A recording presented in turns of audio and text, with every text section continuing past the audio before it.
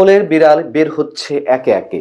এতদিন বৈষম্য বিরোধী ছাত্র নেতা কিংবা সমন্বয়কদের বিরুদ্ধে যে নানান ধরনের অভিযোগ ছিল, চাঁদাবাজি থেকে শুরু করে নানান অপকর্মের যে অভিযোগ, তা এখন রীতিমতো তথ্য প্রমাণ দিয়ে যথেষ্ট দায়িত্বশীল ব্যক্তিদের মুখ থেকে বের হচ্ছে।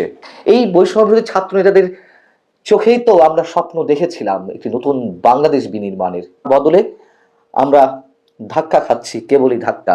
খোদ ট্রান্সপারেন্সি ইন্টারন্যাশনাল বাংলাদেশ টিআইবির নির্বাহী পরিচালক ইফতেখারুজ্জামান, এই মানুষটিকে তো নিশ্চয়ই আমরা খুব হালকাভাবে গণ্য করি না কখনো, তাই না? নিশ্চয় তার অনেক ধরনের গ্রহণযোগ্যতা রয়েছে।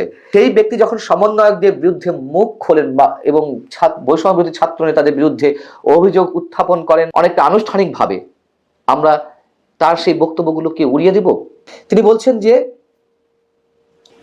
দখলবাজি, মামলা এবং জামিন বাণিজ্যে বৈষম্য বিরোধীদের অনেকেই আকৃষ্ট হয়েছে। 5 আগস্টের পর দখলবাজি, চাঁদাবাজি আরো বেড়েছে, ব্যানার পরিবর্তন হয়েছে, চাঁদাবাজি বরঞ্চ আগের চেয়ে অনেক বেশি বেড়েছে, তার কোনো পরিবর্তন হয়নি।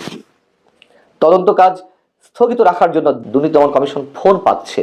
যাদের বিরুদ্ধে দুর্নীতির অভিযোগ রয়েছে, তদন্ত চলছে, সেই তদন্ত কাজ যেন স্থগিত করা হয়, তদন্ত কাজ যেন আর না সামনে এগোয়, এই জন্য তারা প্রেশার ক্রিয়েট করে আসছে। সেখানে বড় ধরনের বাণিজ্য রয়েছে এবং তিনি নিশ্চয়ই তথ্য প্রমাণের ভিত্তি ছাড়া কোনো ধরনের কোনো মন্তব্য করেন না।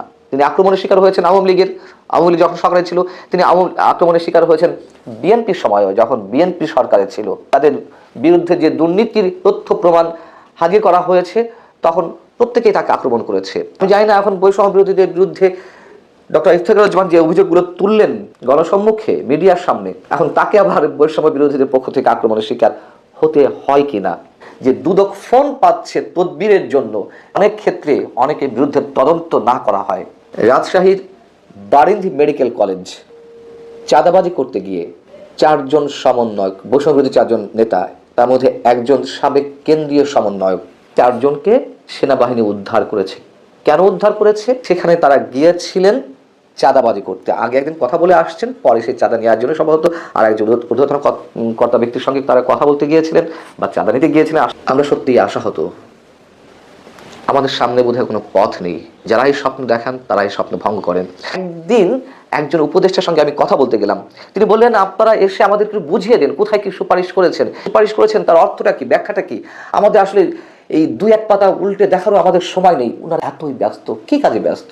এজেন্ডা নাকি সংস্কারের 1 নম্বর এজেন্ডা, 2 নম্বর এজেন্ডা নাকি নির্বাচন। সেই 1 নম্বর এজেন্ডাগুলো যদি তিনি যে সুপারিশগুলো সেগুলো তারা যদি পড়ে দেখতে না পারেন, তাহলে তারা কি কাজে ব্যস্ত রয়েছেন, কতটুকু কি হচ্ছে এই দেশে আইন শৃঙ্খলা পরিস্থিতি থেকে শুরু করে বাদবাকি অর্থনৈতিক অবস্থা, তা তো আমরা সবাই জানি। তাহলে যাচ্ছে কোথায়, কি কাজে সময় দেওয়া হচ্ছে?